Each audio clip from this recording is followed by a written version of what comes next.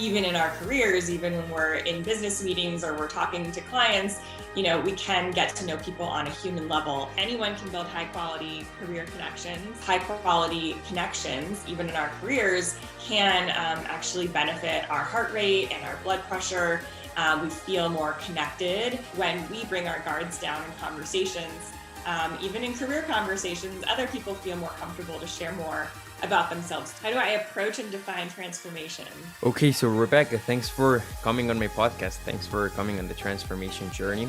And I am excited to talk with you today about your book, about Knock, how to open doors and build career relationships that matter. And well, before diving into the book and into lessons and into other stuff around the book and around your brand, I would like you to sort of give an introduction to yourself, but an introduction through a story. So tell us about yourself through telling us the story of how did you decide to write this book and why.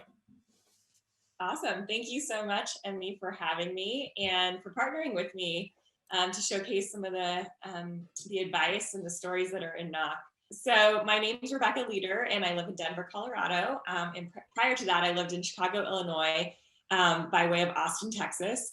And I would say that's the story that led me to writing the book, is that I've made some bold moves in my career, some of which people would call a jungle gym rather than a ladder of logical steps, really following my gut feeling, following where I felt I needed to be and where I could put my skill sets and really thrive. And so the same thing happened in my career. So I started off in the corporate setting, actually doing marketing for a government organization, and then from there, I'm a writer and I'm creative. So my creative side took off, and I built a blog called The Recommendations, and it was all about my fun passion, similar to you and me. So it was about entertaining and hosting. I love to cook. I love to bring people together. It was also about what you could do for fun in the city of Austin, Texas, and I was able to build a community of readers of my website there. And also business owners, because I got to tell their stories through writing on my blog. And from there, I actually decided to become an entrepreneur at a young age of 26. Although I think, you built me, you beat me on that.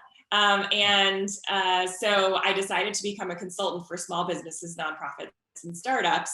I wanted to help them with their marketing because I felt like they couldn't afford necessarily or have the budget for marketing or PR agencies that were sort of at the big scale. And I wanted to help the smaller, newer and mom and pop shops, if you will. And after doing that for about a year and a half, it was very successful, but I sort of felt a calling to expand my wings and move. So I actually ended up moving to Chicago, where I then continued my marketing journey and my marketing career. So I tell these stories because, as I mentioned, it was more of following my intuition, following what felt right, depending on the time of my life.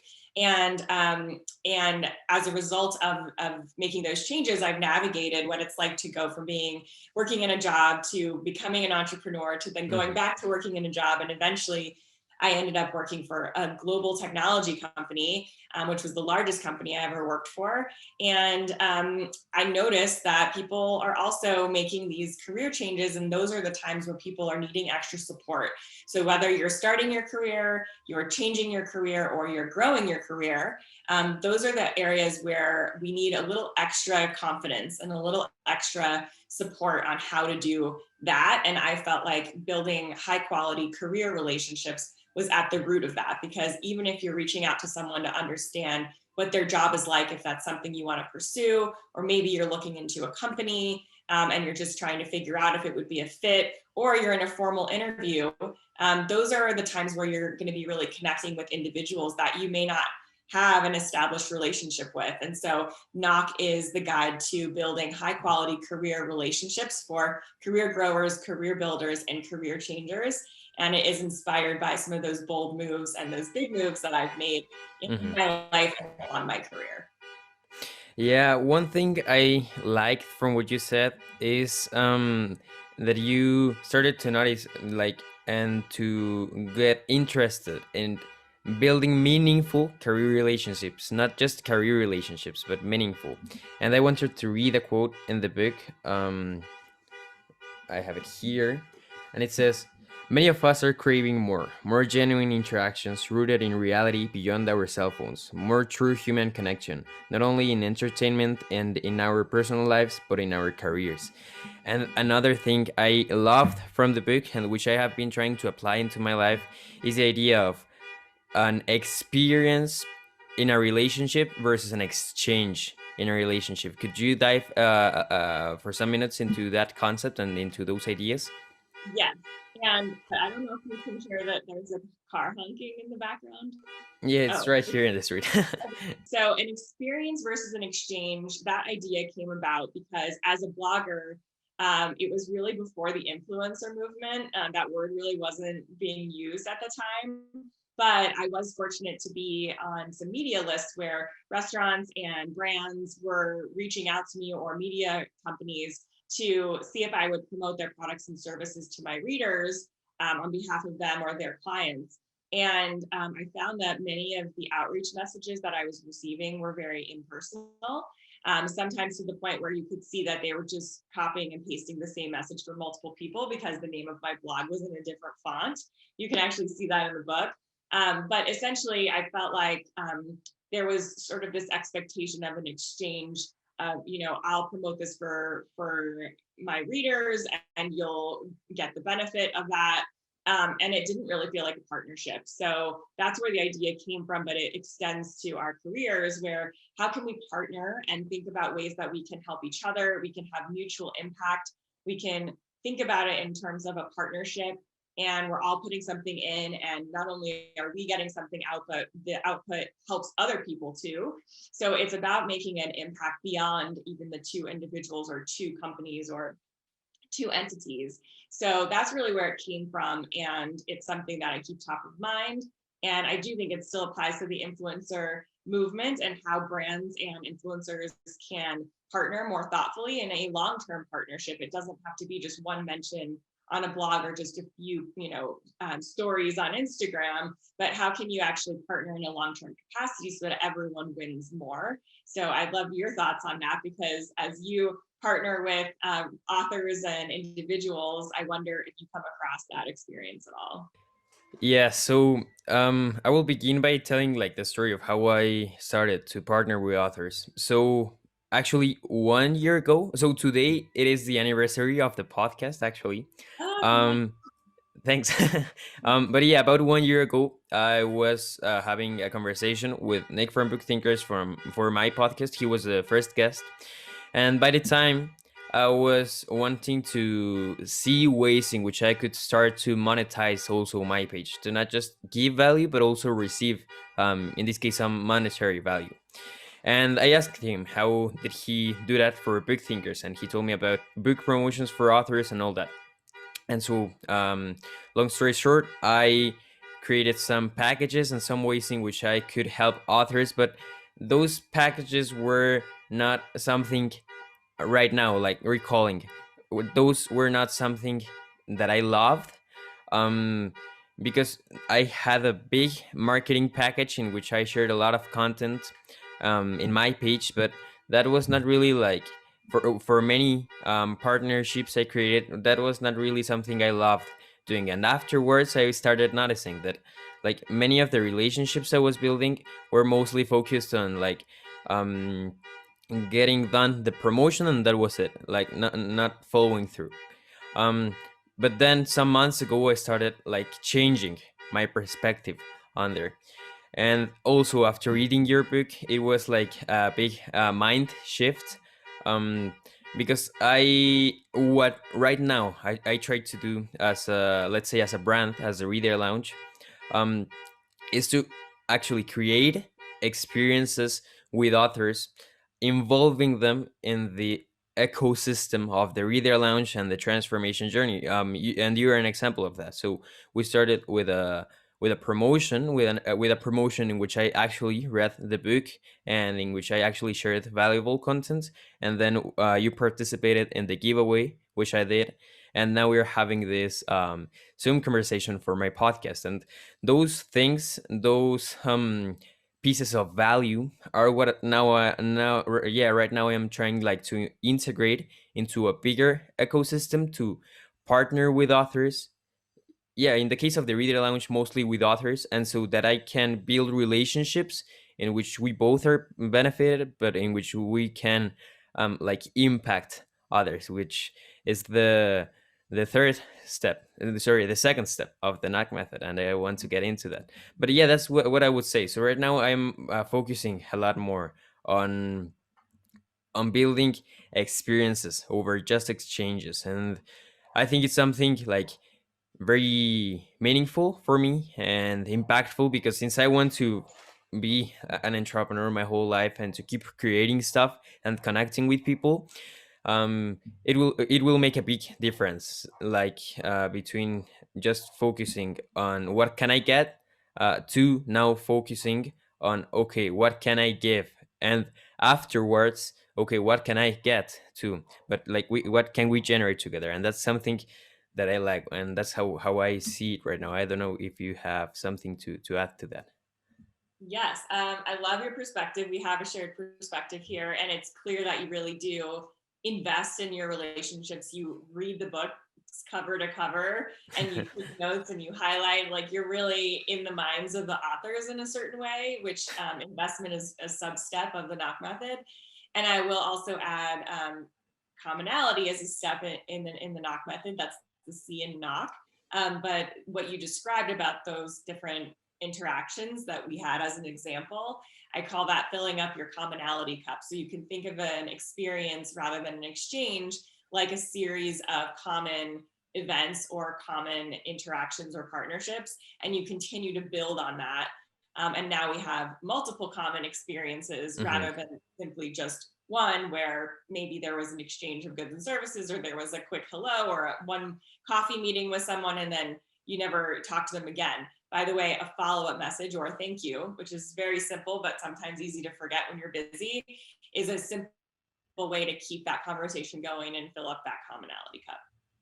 Yeah, well, let's now get into like more concepts of the book, and I would like to start talking about like the impact on health of meaningful relationships, but especially of not having meaningful relationships. Could you talk about that and about that chapter in the book?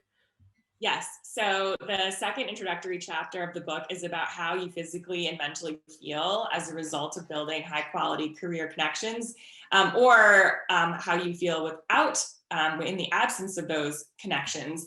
So essentially, you can even remove the word career, although that's the lens that I wrote the book through, and just talk about high quality connections. And the idea is that even in our careers, even when we're in business meetings or we're talking to clients, we can get to know people on a human level. And through the research that I did for Knock, I learned that high quality connections, even in our careers, can actually benefit our heart rate and our blood pressure. We feel more connected, especially in this world where a lot of us are still isolated, or we are working remotely. That takes a toll on a lot of people who are craving that sense of community in person. And so the good news is that we can build high quality connections, even virtually, even through Hmm. Zoom, although we might be fatigued on that end. But there was eye-opening research about the health risks of isolation and loneliness. And I pulled that into this conversation because it talks about how much richer our lives will be and how much healthier we can be, even if we put an emphasis on building high quality connections as we develop our careers. So that was powerful research. I thought that not that I'm building a case to do it necessarily, like convincing people why it's good for you, but it talks about how it's good for you beyond simply getting the job or getting the client or getting the sale. So that's the research that I uncovered. And about connecting online through the last year and a half, so since the pandemic started, I have built like great relationships with many people, and I have only physically met one of them. Mhm. And yeah, it's really great. And the one who I met is my friend Emilio Ortiz, and he was here on the podcast. We did a collaboration post for the Reader Lounge. Now we are building a project in which his business and, well, the Reader Lounge will like have a joint venture. And this type of connection is really great. I am loving like to connect with like-minded people, and at least for me, the way in which I have found how to do that is online, because I mean, like in my school, there aren't many people who I can talk about this stuff with.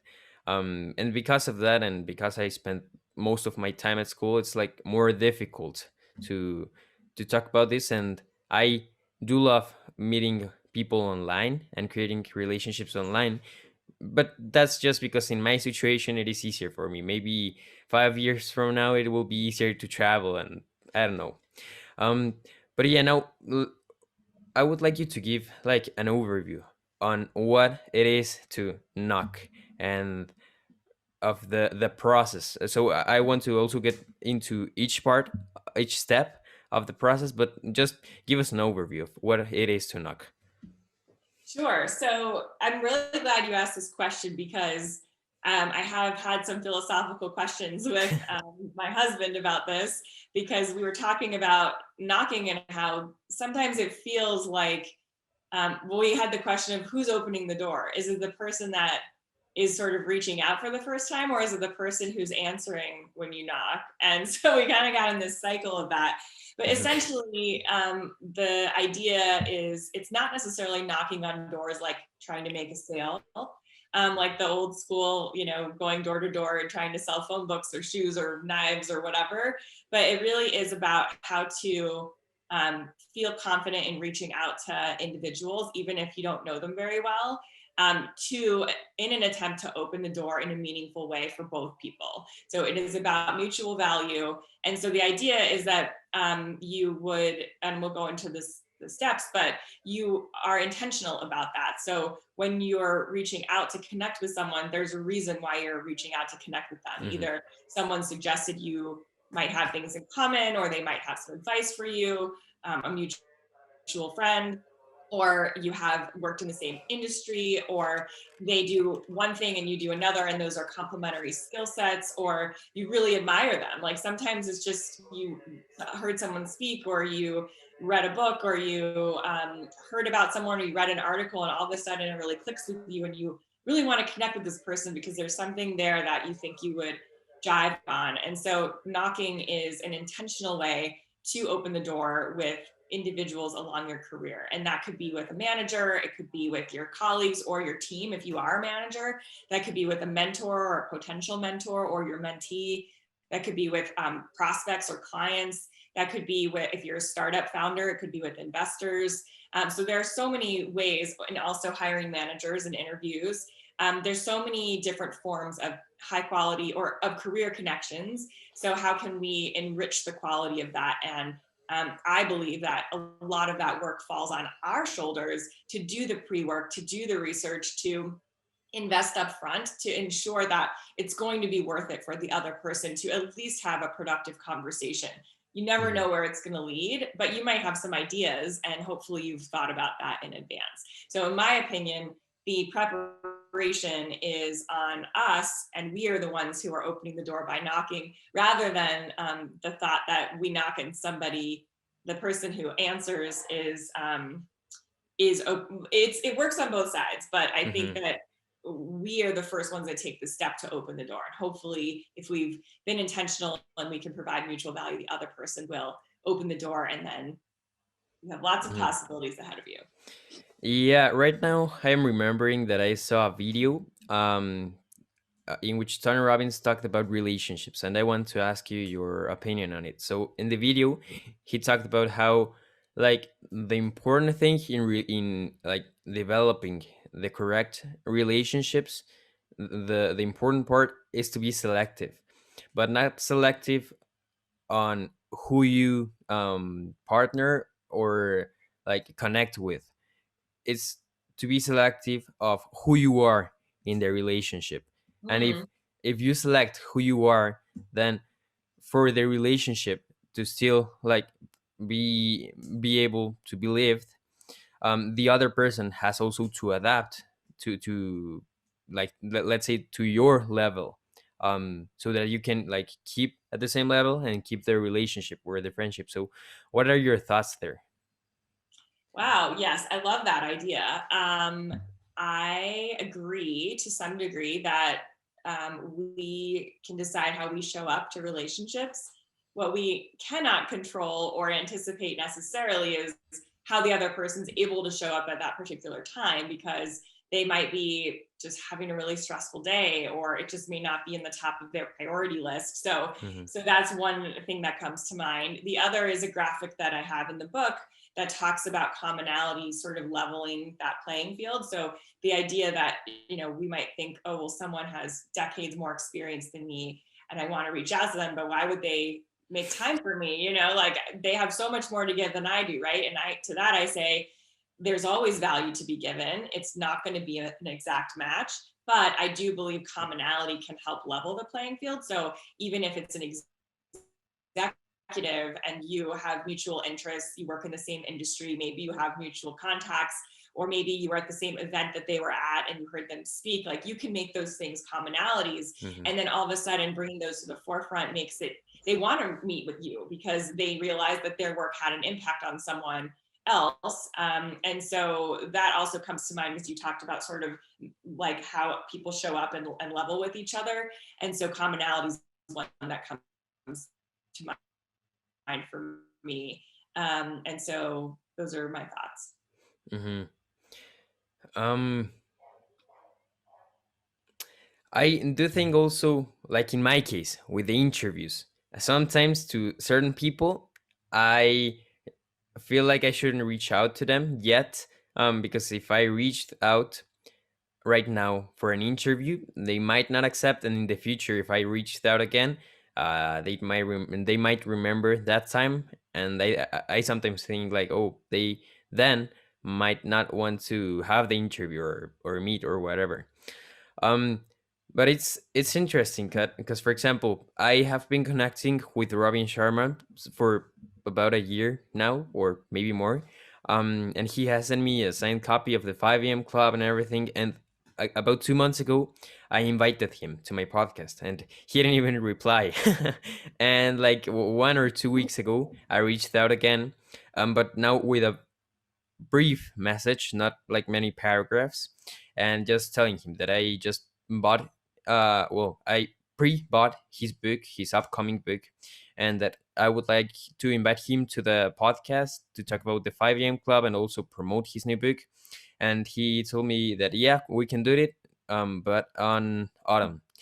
And in that case, I'm like, okay, it worked. But then I think of other people who I want to reach out to, and I still go through this thinking process sometimes. And I want to ask you here. So for well, yeah. So first, what are your thoughts on that? But also, when someone reaches out to a person, but not in the right way, maybe not with the knock method. How can how can someone fix that relationship, like to actually work or start over? Wow. I love your questions. The first one, super excited to hear that you'll have the opportunity to interview Robin. I've been following him for a while now. And if you think about it logically, when you reached out before, maybe he was just super busy getting his book Hmm. out the door. Like maybe he was in the final stages of publishing that book, right? And now the book is coming out and now he's planning his promotion plan. So like Hmm. your timing may just happen to have been better at this time. So there's always that. So that's my thought, is that you just kind of never know what the other person's going through, but sometimes you can use social media to figure that out. Like there have been a few times where there were people that I admire that I've met or crossed paths with, or they contributed to the book and I was reaching back out for them to review their interview or whatever. And I just would go to social media of all places to see, like, did they post that they're on vacation? Are they Hmm. traveling? Are they at a conference? And there have been some times where I'm like, oh, this person's going to a conference. I'm going to reach out to them afterwards.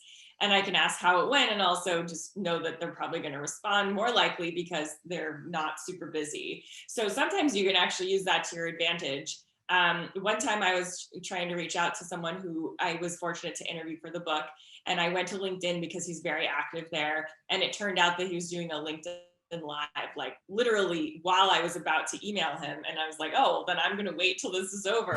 And so I Mhm. joined the LinkedIn Live just so I could hear like a little bit of something he was saying. And then I mentioned that I tuned in for a little while in that message. So I mean, to the point that it feels reasonable, if people are vocal and sharing online and very public, then you can use that as cues on when your timing might be more optimal, but you can never predict what's going on in someone else's Mhm. life, really. So that's one thought I had.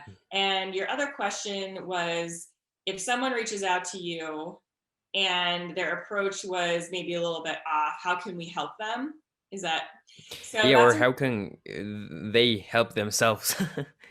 Yes. Okay. So would you like me to answer the question from the person who reached out or from the person who's receiving it? I would say both. Yeah. Okay. So the first question is, do you know that like you sent the email and you're like, or reached out, however, phone call, whatever, however it was, and you realized that maybe it was off, or do you not realize that it was off? No, in the case that the person does realize that it was off. Mhm. Okay. So if you sent it and you think, oh, I could have done that better, and I forgot to mention something, or Mhm. I wasn't specific enough, or I didn't introduce myself and I was just so nervous and I pushed send. That happens. In that case, follow-ups are totally reasonable. People are busy, they have a lot of priorities. So it doesn't mean you don't have another chance. First of all, give it some time because maybe they just were busy that day and you might hear back in a few days. Mhm. Secondly, if you don't hear back or they responded and it wasn't like, favorable or something, then it may just not be the right time, but you would have an opportunity potentially to ask, like, I understand that might not be a fit for you, but is there, some other way we could partner, right? Like you could Mhm. ask for feedback or propose something else. Or if it's just you didn't hear back at all, you could always, give it a few weeks or a month or something, and then come back and refine your strategy. And by then you could have done more research, or you might have rethought Mhm. how you wanted to present the message. So it kind of depends on the situation, but it takes practice, and we're all human, so you just don't know exactly what's going on in someone else's life. And so I don't be too hard on yourself. And you're trying, right? Like it takes a lot of courage to reach out to somebody, especially someone you really admire or someone who has a lot of experience. On the flip side, I've had people reach out to me for a referral to a job at the company I worked for, or for a connection to someone to help them along their career path, or whatever it may be. And I've noticed, maybe they didn't personalize it enough, or maybe they haven't done their research, or they didn't customize their resume for the role, in which case I will provide that guidance to say, Mhm. like, happy to make an introduction, but I might suggest that you modify your resume to include these things that you're really passionate about. Like, I noticed they were missing first, or, have you looked into what this company does, or the values that you really admire? Or I'll say, like, what interests you about the company? And if they say something very general, then I would say, can you find something that's more specific that shows that you've really done a lot of research? So you can coach people to sort of reconsider their approach in a way that you think might warrant better results. But so I think that it's on both sides. It's like, how can we continue to improve our communications that are thoughtful and meaningful for the other person and create that mutual value, or at least indicate that this time would be valuable for them and for you, and that maybe together you could make a bigger impact. And then if you're on the receiving end, there are times where it's helpful to provide a little bit of feedback and just say, like, I hope you're open to this feedback.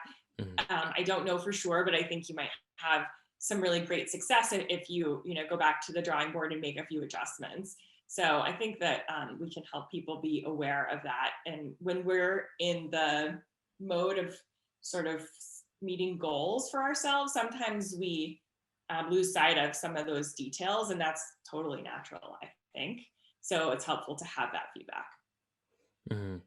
So it's on both sides, and we should like focus on timing, but also most importantly on improving.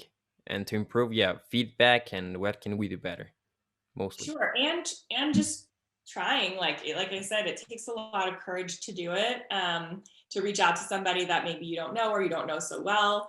Mhm. But yes, I think that's a great summary, and it's very, very common for, like your example, one time to just you weren't on somebody's radar, and the next time you reached out, you caught them on a good day. And Mhm. if you think about it in your own life, you're at school and you're doing podcasts and you're reading and you can't be everywhere all the time. And so if someone was reaching out to you, how would you want it to go down, right? Like in some cases you might just be totally in over your head, it's time for exams, and other times it's summer break and you have a little bit more time. So it's just kind of going back to the human level. Mhm.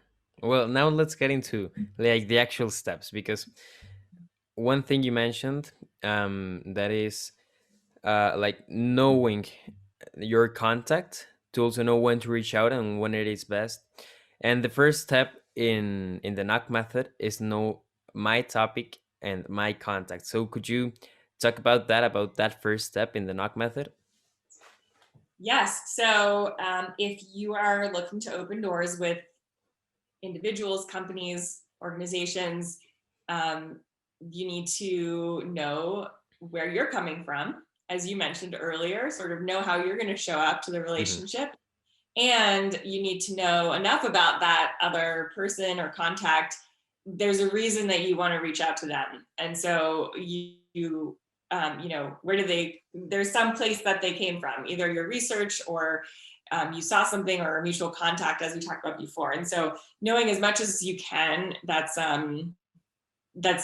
that's not creepy, but as much as you can get to know about a person that's publicly available or your mutual contact can tell you about them, that's going to set you up for success, because you're going to be able to show up in a way that's hopefully relatable and meaningful for them too. Hmm. And knowing your own whatever topic, background, the perspective that you want to bring to this individual relationship is important. So, for example, the first story in the book is about this amazing couple in Chicago, Jeff and Jennifer, and they built a school, and they needed to know details about how they were going to build the school in order to ask people to support it financially and to actually donate to make the school happen.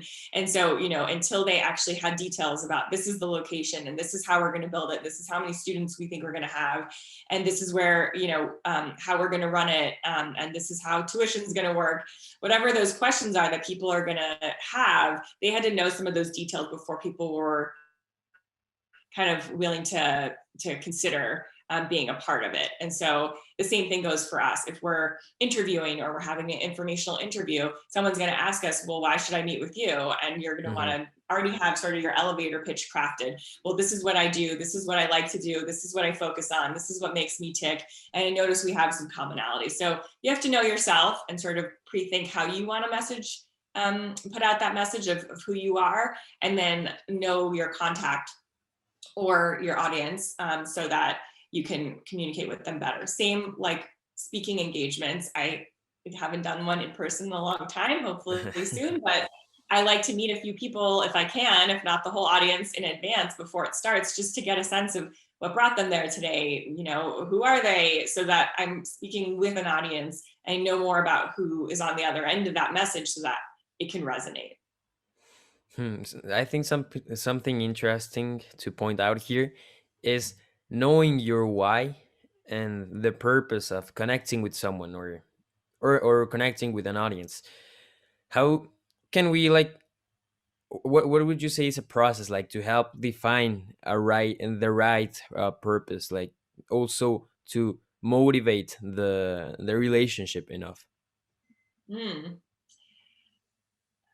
Um, I would say,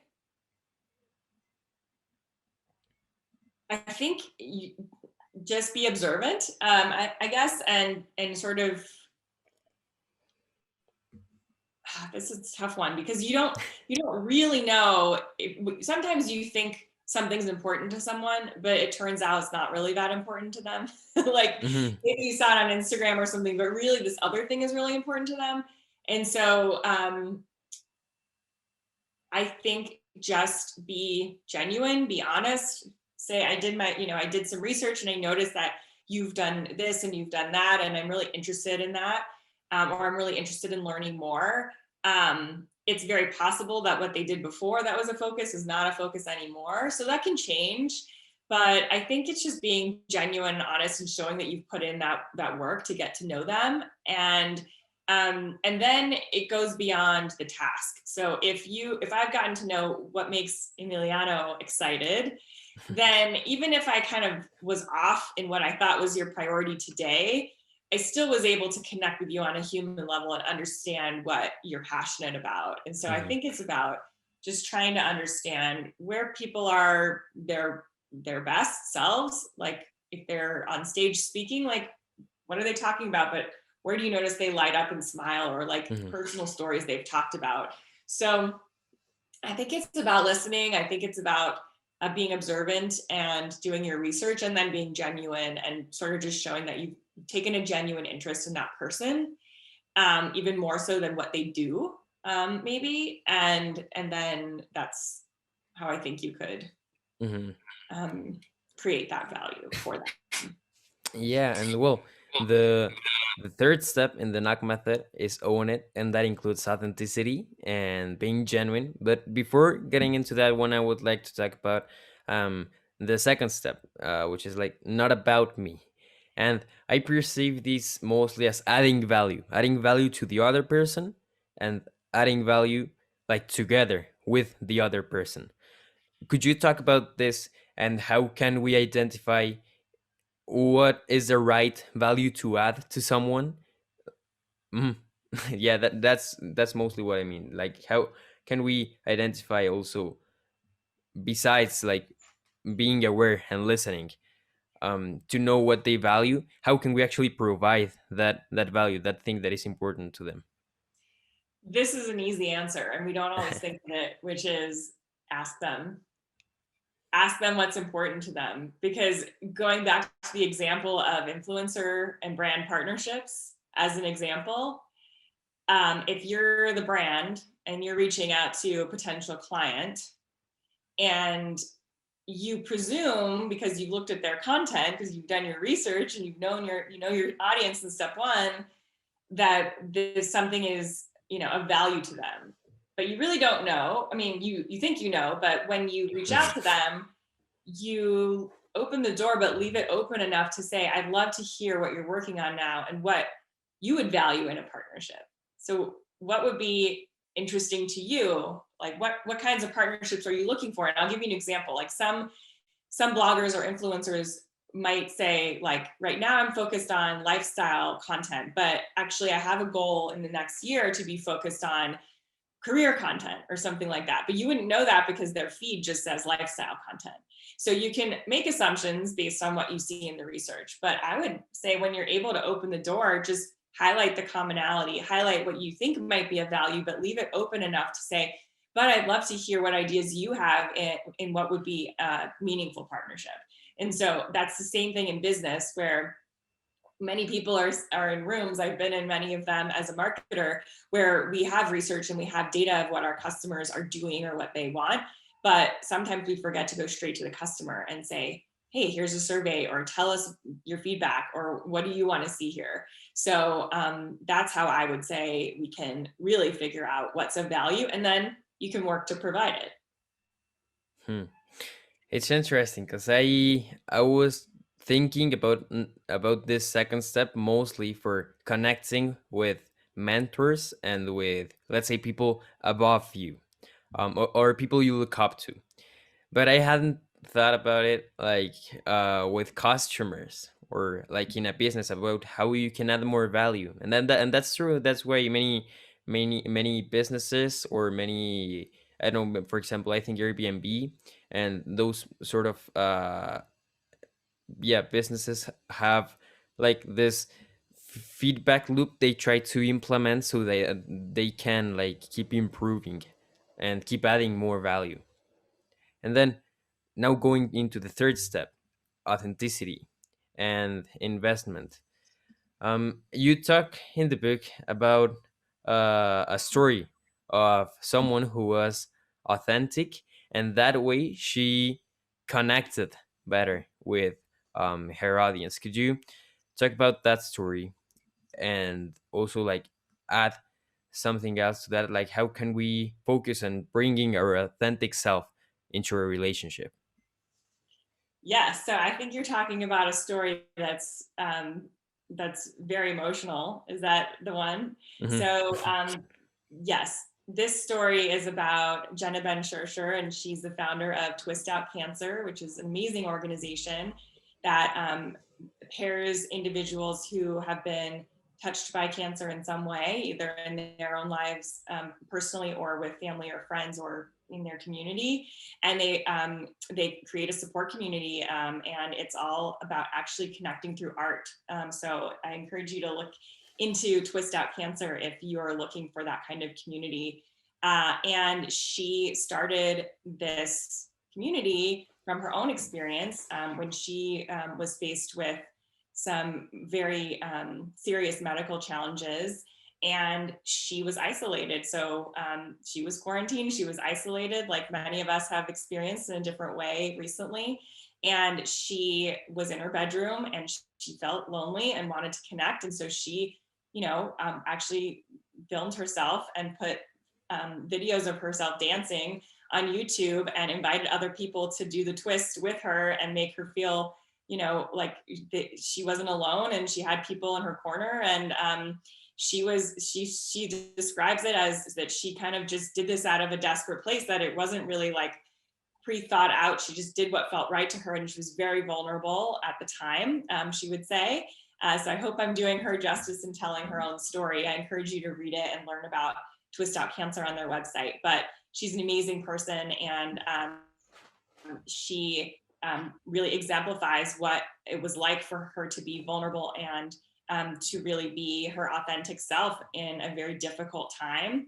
And because she did that, other people started sharing their stories and connecting with her and feeling like it was okay to be vulnerable. So while that might feel like a bit of a departure from the career theme of Knock, it really inspires us to think about how when we bring our guards down in conversations, even in career conversations, other people feel more comfortable to share more about themselves too. So imagine you're in a meeting at work and people say, oh, let's go around the room and introduce ourselves, and people say their name and their title or whatever. But if someone said this is my name and this is where I'm from and this is my title, and some other fun detail or some other personal detail, then other people might follow suit and start telling their own personal detail too. So then all of a sudden people start to connect more and find more commonality. So that's the story. Did I answer your question?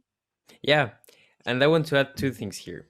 So the first one is that currently I am reading Indistractable by Nir Gel. Actually, Nir will be coming on the podcast, and in one of the final chapters, he shares the story of, I think it was Boston Consulting Group, or yeah, I think it was that company, and they were having a problem, and all their employees were like being depressed and not motivated to do their job, and they wanted to know why and how could they like help that situation.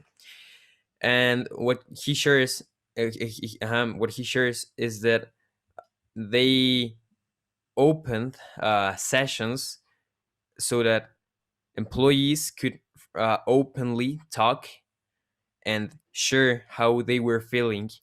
And through these sessions they discovered that the main reason why they were feeling unmotivated was because they weren't like getting enough time for their personal lives and for sleeping and for all of that. And that was because they felt like they should always be online and connected and there if something came up for the job or whatever. um and I think it's something interesting, but because they solved the problem, because they like opened the sessions to talk freely and like share stuff and how they felt through authenticity and not like faking or wearing a mask to like hide that part from themselves. So that's the first thing. Do you want to add anything to that? I'm good for now. Okay, yeah. And the second thing is that um I had Don Miguel Ruiz Jr. in the podcast like about 2 months ago, I think, and we were talking about like what it is to know yourself and what it is to bring your authentic self into a relationship. And like briefly told, bringing your authentic self into a relationship is like like being conscious of how are you like acting, but being conscious of which part of you are bringing into the relationship. So being authentic is not about bringing all of yourself into a relationship. It's about bringing these commonalities, these authentic commonalities that resonate with other people, and this way you can relate to many people still being your authentic self. Do you have anything to say to that? Yes, I can really resonate with that because I have many interests like you do, and that has proven to be a little confusing for my personal brand sometimes. Hmm. But really, it's just about wearing many hats, as many people do. And so, depending on what situation I'm in or what the topic is at hand, I'll sort of put on a specific hat. Like sometimes, if I'm talking to people who are bloggers, then I'll mention that I, have a blog, or if I mention I'm in a professional setting of marketers, I'll talk about how my career has been built on marketing. So I totally resonate with that, and I think it's probably something that I don't even realize that I do now, but I choose to sort of bring out different parts of myself in certain situations where there are more commonalities and where there's going to be sort of more relation. And what I love is when sometimes you don't know that someone has something in common with you Hmm. because you shared something else, and then all of a sudden you uncover new commonalities. So I can definitely resonate with that idea. And how do you personally approach like the idea of fitting in and maybe bringing commonalities, which really aren't commonalities? They are just like, let's call them illusions, because they might not be like things from your authentic self. How do you approach that? How do you approach like changing yourself just to fit in? Can you Or give an yeah, how have you approached it throughout your life? Because maybe right now you are not like just trying to fit in for the sake of fitting in. can you give an example? Yeah, so yesterday I was talking with a friend about this topic, and we were talking about how like many times to both of us we sort of feel weird with certain friends because we like do not resonate with all of what they do. And an example of this is, for example, is that many teenagers, including myself, right now like watch TikTok. Usually I don't watch it like on a daily basis, and a lot of and like I don't spend much of my time in it. But like being with some of my friends or people who have been my friends through some years, I kind of feel weird like not having that same commonality of them spending 6 hours of their day watching TikToks or whatever. So those are like little things which sometimes like make me and also make my friend like feel weird about not like resonating with people who we usually resonated with. And what we have found is that like it's important to like bring into the relationship things which make us have more commonalities with them. So it's mostly about commonalities, about like yeah, having things in common. But for some relationship it is like more difficult to find that. And f- at least for myself, I do not do this anymore, but like many times we create an image of ourselves just to fit in the group, and that can also make us feel worse. And because we might not feel like we have meaningful relationships. So the main point here is that many times we do not feel like good, or yeah, like maybe even healthy, because we do not feel that we have like authentic meaningful relationships due to the lack of commonalities. And this many times is tackled through creating an image of yourself, but and that is an illusion, that is not like real. So that is like the main example that I would give. How can we like approach this in a better way about like building commonalities in the right way? Sure. So first of all, thank you for sharing that example, because I think you were a little bit vulnerable there because your friends are going to be listening. So thank you for sharing that. So I think where I would take this in the career arena is sort of notice yourself, notice your body language, notice how you're feeling when you have career conversations. For example, if you're interviewing for several companies and you're looking for a different job, um, you're going to show up with an image because you want to present yourself in the best way, and you've done your research, and there's a reason why you're in the interview, because you applied and there's something that they saw in you. um, and then you get to the interview, and sometimes you're going to be like, oh wow, this doesn't feel right, or this culture feels a little different than what I was expecting, or maybe you feel like people weren't as friendly as you were hoping, or something like that. And you notice you're still trying to make that great image because you want them to like you, but maybe you don't actually like that culture. It doesn't feel good. And so I think we forget that interviews are two-way, and that they are a trial to see if we could fit in and we would feel comfortable and good in that opportunity. And so I can relate to that. And I think many others who have been in a career search at some point have felt that way. And so it's about being in tune with yourself. You can certainly find commonalities, and it may just be that one individual or two individuals you don't click with, but the rest of the company you do, and you really like the work. In which case you lean on those commonalities, and talk to more people and validate that that's true. So I do think it's about pulling on commonality, but it's also about recognizing where maybe it's just not a fit right now, or it's just not a fit. And how do you feel like when you get off the phone? Do you feel energized, or do you feel Mhm. kind of like, oh, that just didn't feel great, but like I still want the job, or like I think I want the job because I need a job, but it just didn't feel good. And so I think we should remember that an interview is also like a two-way relationship.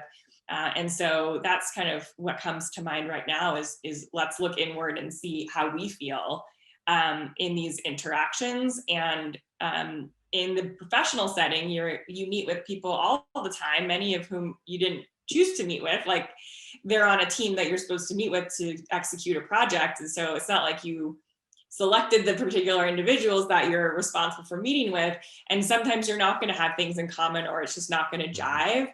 jive. But that's sort of part of life, and you can lean on those commonalities to sort of get through. And so that's kind of what comes to mind right now on that topic. And just reconnecting with your authentic self, and just you know, being comfortable admitting when an opportunity or a relationship is not serving you, or isn't making you happy. And if you have control over where you're spending your time there, if you can pull back a little bit and put your energy with individuals, like for example, some clients are a big headache, and they are great and like they provide business, but maybe they take a lot of energy and a lot of time, and they're not able to serve other clients that give you energy. And so sometimes, like if you're an entrepreneur, sometimes you have to be selective with where you put your time. And so I think that relays into authenticity of, what is your personal brand? How do you feel? How can you choose who you're working with, and where you spend your time? And know that there's always going to be uncomfortable situations. There's going to be people that maybe you don't mesh with as well. But I agree with you that leaning on commonality in those situations can help get you through. Mhm. And I think, well, right now I am focusing more on like personal relationships, although we are talking, well, in the book you talk about career relationships, but about the part of like an entrepreneur being selective of who he like partners with. That's what I am trying to do right now with the Reader Lounge, at least. Because with the podcast, I mean, I am way more selective of who I bring, yeah, into the show. But with the Reader Lounge, it is like something that I think takes more work, because I have like to actually read the books and to build a connection, and that's something important. And also why I have seen that, like, for in terms of business, promotions are not the greatest way to monetize a page. And that's why I'm also like trying to create now new stuff directed more to my audience, to people who like already like the value I'm sharing, but would like to maybe receive more, and would also be like willing to pay for it. And I was having a conversation a week ago with On Abdi, and he's the creator of 1 Minute Book Review, which is a page like mine but way bigger. And I was talking with him about like the business side of like book pages and all of that. And yeah, the main point again was of who you connect with and what you share with your brand. And well, now let's get into the last step of the knock method, keep giving. And well, you break this down into generosity and gratitude. But I would say that it's also about just keeping adding value. So could you talk about this last step? Yes, so this goes back to that idea of the commonality cup, but continually, feeling like you're adding value to a person or a partnership. And you don't have to have a particular goal in mind. It can simply be like, I really, connect with this person and I want to help Mhm. them succeed. And so I'm going to send them articles when I see things that look like they would be interested in them, or opportunities that come across my plate that I'm not able to take on, or it's not a fit, or Mhm. just saying thank you and appreciating when people make time to help us along our journey. So while the first four steps are a little bit more about how to reach out and be on the initiating, and the last one is really about how to continue giving, and nurturing those relationships. So that's the main point of that stuff. And this is very important, because many times we just focus on the first parts to build an exchange, and then we forget everything. Mm-hmm. And following through helps us like to actually make it an experience, which is something more meaningful, and that is the point of the book. Yeah. um mhm. I was going to say, for example, if you reached out to me in a year and said, "Happy anniversary on your podcast launch with the Reader Lounge," I'd be like, "Oh my gosh, that's so cool. I didn't realize," right? Like things that are kind of surprise and delight, that work like that. But there are so many ways that we can give and share gratitude, and they don't have to cost money. It can just be like a quick "I'm thinking of you," or I listened to your show today, or I checked out that book that you just read. Like it could just be like a quick note so people feel good and appreciated. Mhm. I would like also to add, well, in the book you give many resources of how to actually apply the theory in the first 200 pages. And you also give a list of, for example, questions for interviews and for many things, and that's something which I like. But well, I want to ask two things. First, have you got any book recommendations regarding the topic of building relationships? Well, career relationships and just like personal relationships. And then the other question is just, would you like to add anything to wrap up like the topic of the book? Thank you. Books that are related to this topic, and they dig a little bit more into the research part of the health benefits of building high quality connections, and their reference in the book include Compassionomics and Together by Vivek Murthy, who's now reinstated as our US Surgeon General. This is the second time now, but their research is all about the power of connection, and how dangerous isolation can be. And so those are two of the books that I've been thinking about. And then I don't know if you have met her yet, but I'm total fangirl of Alex Carter. Her book Ask for More, and it's about negotiation, but it really is about connecting with yourself and connecting with others. and feeling empowered. So it's not a direct connection, but I would recommend that book as well. So those are some of the books. And what was the final question? Yeah, is there anything you would like to add to wrap up the topic of yeah, of your book of knock? Yes, I would add that anyone can build high quality career connections with intention. And I hope that Knock provides a guide on how to do that, literally step by step with stories and inspiration and quotes that will hopefully make you feel empowered. Like if other people can do it, that you can do it too. And many of the individuals that I interviewed were the result of using the Knock method and feeling like I was showing up with courage and with a plan and some intention. And fortunately, they opened the door.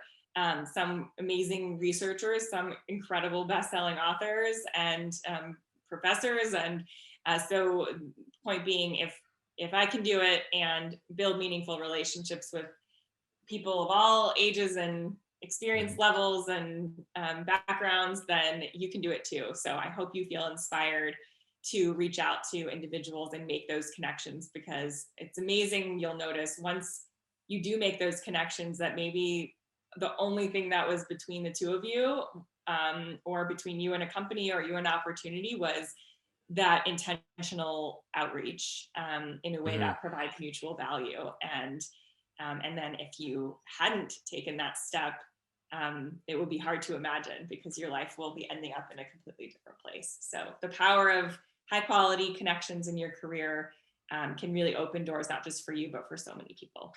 And I think it's something important to highlight. Like many times we do not create relationships because we do not take that first step. But taking the courage to do this scary thing and build relationships, whether it is in our careers or um, personal lives or whatever, can actually make a big difference and impact in our lives and in our careers. And well, the last question that I usually ask in my podcast, since it is called the transformation journey, is how do you define and approach transformation in your life, or in this case, your career too? Hmm. How do I approach and define transformation? I define it as growth and responding to environment and context, because different times in your life, different experiences, different companies, different people that you're surrounded by can make an impact on you, and how you can make the biggest impact. And so constantly checking in with yourself and reevaluating if you're, where you want to be, where you can be to make the best impact and biggest imprint on the world, is an important part of transformation. And I hope that answers your question. Hmm. And well, is there anything else you would like to add to anything, and also to maybe mention where can people find you and where can they buy your book? Yes, thank you. Yes, I invite all of you listeners to join us on the Knock Method LinkedIn group. It is a group for individuals looking to build meaningful connections in their careers, and you can connect with people across all industries and experience levels. So it's a great networking source as well. Also on the knockmethod.com, you can find out about upcoming workshops and events, to learn more about how to apply the Knock Method. If you're interested in setting up a Knock Method workshop with books as well for a group, a student group or a professional group, happy to set that up. And you can find Knock online at Amazon, Target, Barnes and Noble, and you can ask your local bookstore to carry it. And you can also get it on ebook. Well, so I will leave the links of those things in the description so people can uh, access that. And well, thank you for coming. It's been great and valuable, I would say, for personal and career relationships. As I said, I focus mostly on like personal relationships, but it's something important also, like for me, that I am like building my career to do it in the right way and to build experiences, not just exchanges.